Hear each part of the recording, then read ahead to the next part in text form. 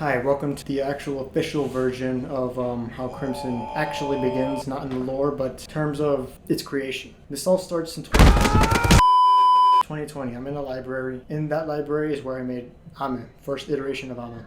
White sweater, red skirt for some reason. It starts out in a Discord server, so Ame was my OC for, I gotta stop moving, this camera's gonna go out of focus. Ame was my OC that I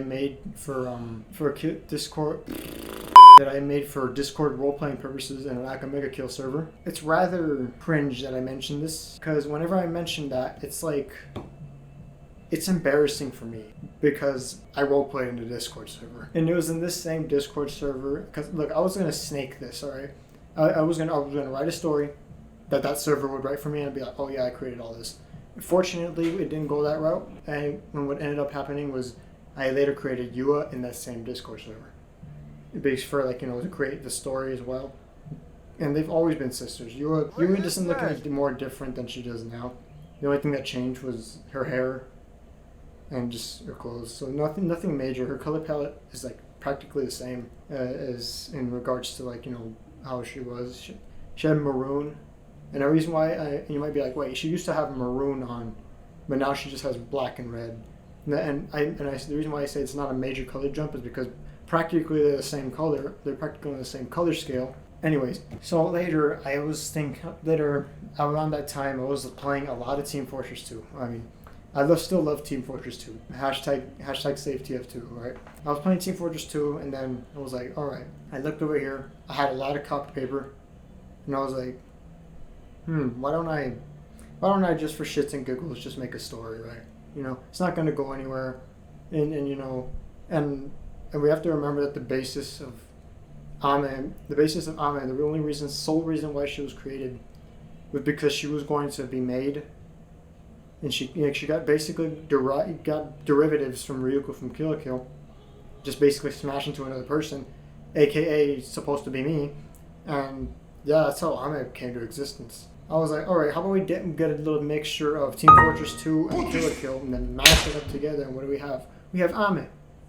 In fact, I still have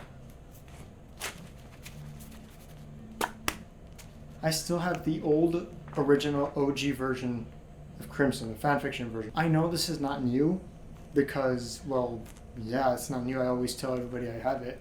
I go back and realize that this was an idea that ended up turning into something I really was passionate about. Now, it's around probably 150 pages, judging by how thick it is.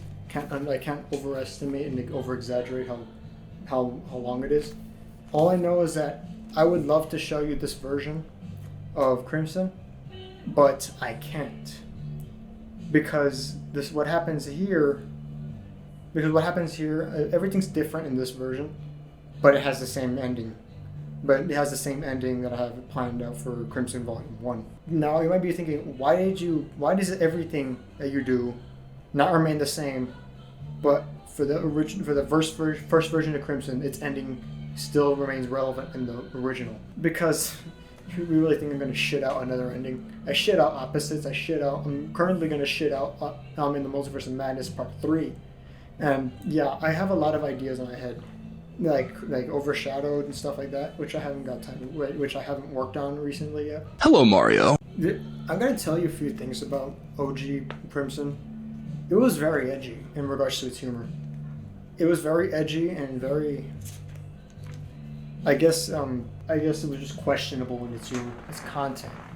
Like the best example I can give to validate this is that in this version there's a joke that Amanda is a masochist. Let me just stare you down and let me allow you to think about that for a bit.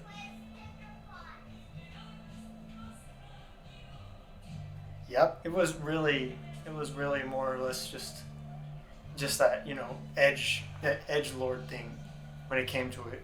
But in the end, it just ended up changing out and stuff like that. Crimson is like how One Punch Man was created. The guy who made One Punch Man he drew One Punch Man so fucking shittily because he didn't care about it, and then it became something, and he's like, oh, okay, this is nice. The thing is that as I keep on writing Crimson, as it keeps on evolving, I always try to remind everyone that I didn't make Crimson for money. Money is the least amount of my worries. I mean, and you might be like, oh man, but you're always bitching that you don't have money on Instagram. That's a different reason. I want some stuff, right? And basically, I mean, I already have all the stuff I need. In case you haven't noticed, I got a new camera, and that has a ring light razor, but irrelevant, alright. I started Crimson because I was bored in quarantine. And I was 15. I was around 15 or 16 and I was a sophomore. I was a sophomore when I was creating Crimson. So 2 years ago, if you had told me that I was going to be serious about this, I would have told you no, because there's one thing that each and every one of my stories before Crimson had in common, is that they all had a kill aspect. That Crimson was the one that broke it, and if you watch Kill Kill, you'll know. But there's a character named Senketsu, and there's parts in this. I lost the beginning. I'm heartbroken that I lost the beginning part, because that had the most important picture that I loved on there. Probably in my archive box somewhere, but I'm too lazy to look for it. So I ended up taking them out. I'm trying to look for a perfect frame. There's this frame. Oh yeah, that's a good camera. You'll see that there's a little triangle. There's a little triangle on half a triangle, like an isosceles. I don't know. I barely passed math on a sweater, and that's Senketsu.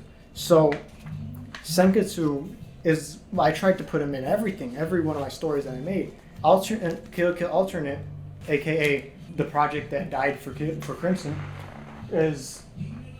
It also had that aspect, and that's the reason why it also got canceled. And Crimson was the first one to basically be like, okay, so Senketsu, we don't need his ass for this. We don't need another motherfucker talking to a sweater again. Now that I'm at it, I actually, yeah, I have the W tub with me. I actually ordered it, and it's good actually. W Energy is better, not better. I mean, I have gamer steps on the way, but it's good. I mean, this one that I have, Passion Joy tea, tastes like tea, and yeah, I mean, it's supposed to taste like tea because it's just Passion Joy tea. Gives you the energy you need, and you don't crash. And it has contains coffee fruit extract. So basically what it does, it's not like Monster where you're gonna be like. It's for gamers. It's like to increase your focus. I had some this morning to wake myself up, and yeah, it's pretty good.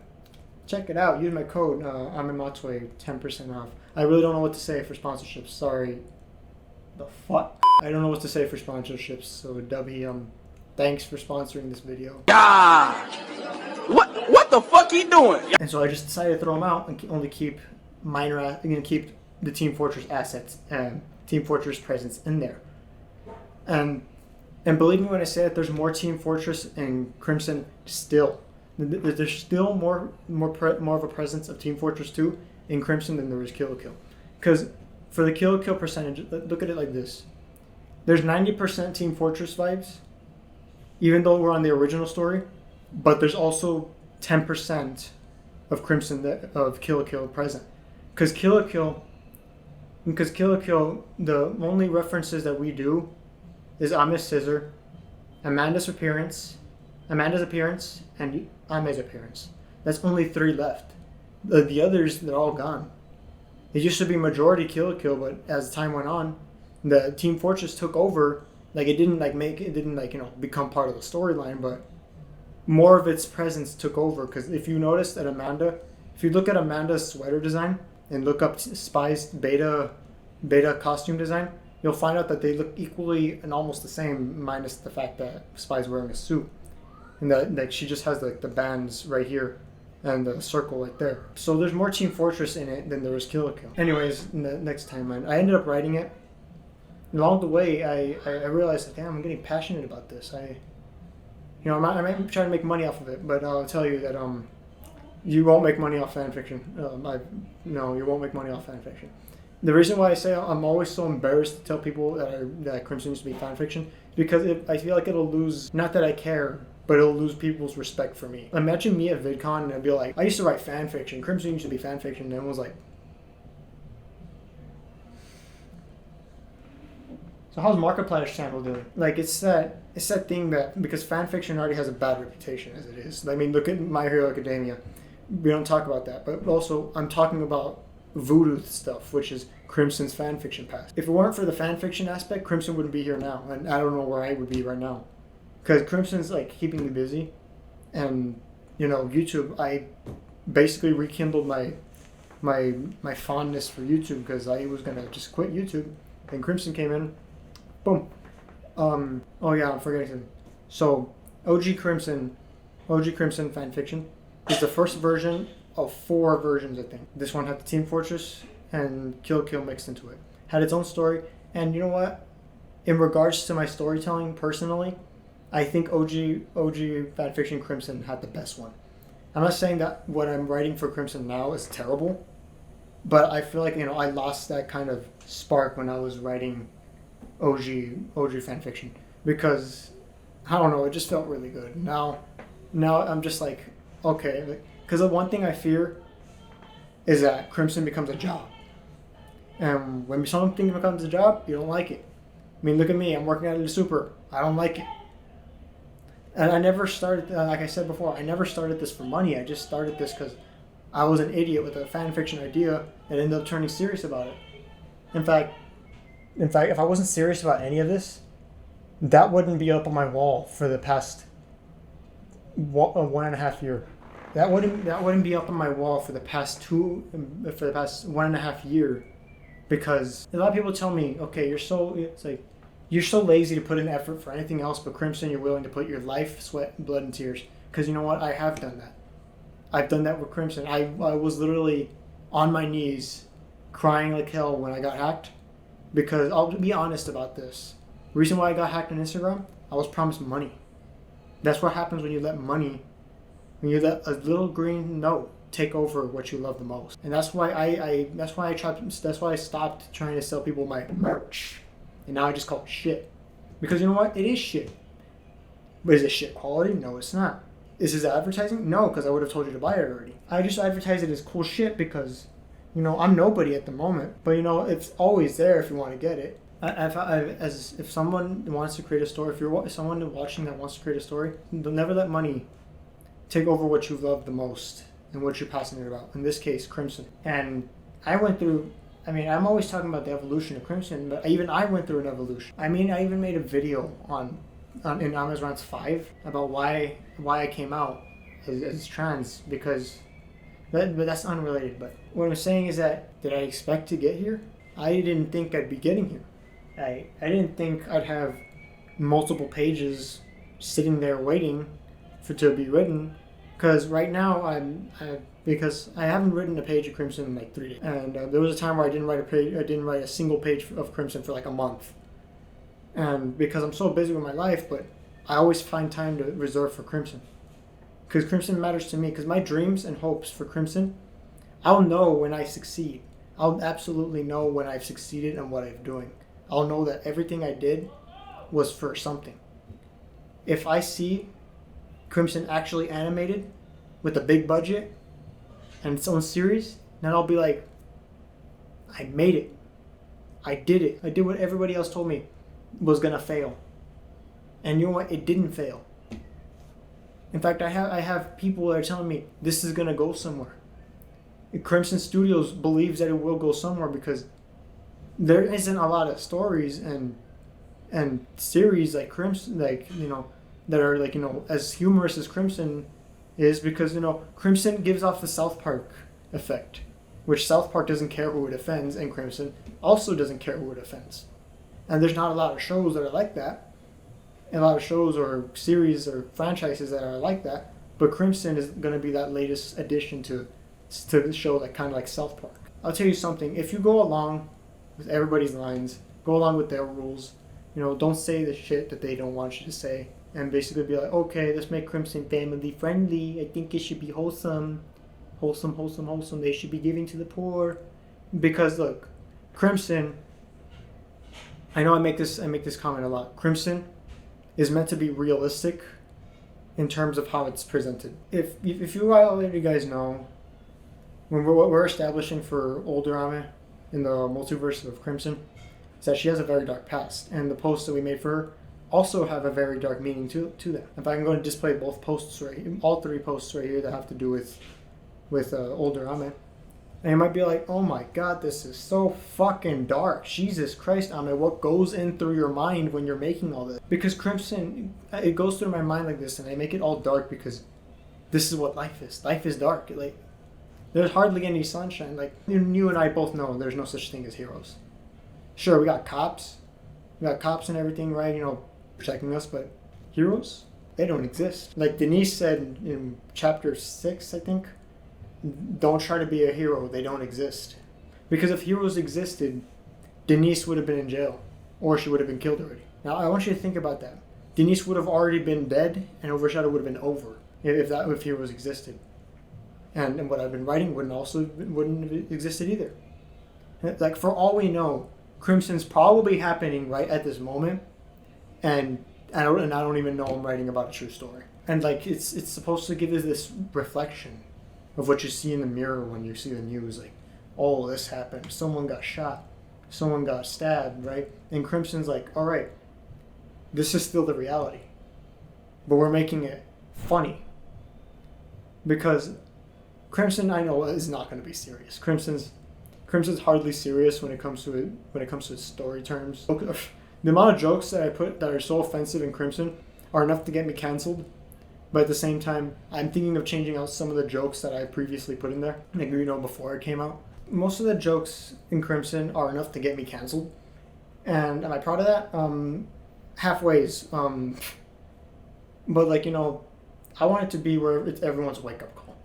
I mean, if Crimson gets on the news for being like, you know, and every time something bad happens, everyone's going to be like, video games, violent media. And Crimson's going to be on the news just because of what it covers. I mean, Crimson has underage drinking, underage use of marijuana, violence, language, depictions of sensitive topics like domestic abuse, because Amanda is a victim of domestic abuse, and we show it to you in volume 1. I guess the thing I want to say here is that don't give up. That if you have if someone's watching this and has a little project that they plan to give up on later, don't throw it away. Like, for example, hopefully in a year or something, I don't know, hopefully soon, you see someone wearing a Crimson shirt and you see Crimson everywhere. Everywhere. Like, you see it everywhere, and I'll be like, you know what? I did it. This was supposed to be fan fiction. It was supposed to be thrown away. I did it. Because I'll tell you one more thing before I go. I don't plan to live the 9-to-5 job. 9-to-5 life. I'm scared of the 9-to-5 life because I'm scared of living my life punching in at 9 and punching out at 5. I want to basically make my money just by drawing anime girls, and I've made jokes about it. I made jokes about it, that saying, "Oh yeah, I draw anime girls for a living." I mean, I don't make a cent. I don't make a damn dollar out of Crimson. I don't even make any sense off Crimson. Yeah, I'm not making any money off of Crimson yet, but it's soon I will. But I won't even drive me. I mean, I have a whole ass universe I'm creating, and the only time I'll stop is when Crimson has ended, and even then I still won't stop. Yeah, story of Crimson and story of me, I guess. Don't give up on your dreams. If people ever tell you to stop chasing your dreams, it means they couldn't chase theirs. Don't be like them. Be like me, who refuses to listen when they tell me to stop writing Crimson. Be stubborn about it, because, you know, it's gonna get you somewhere. No one ever got anywhere by whispering. I mean, sure, you gotta start out quiet sometimes, but for me, for something like Crimson, I gotta be out loud about it. I'll see you guys in the next video. Okay, so bye-bye.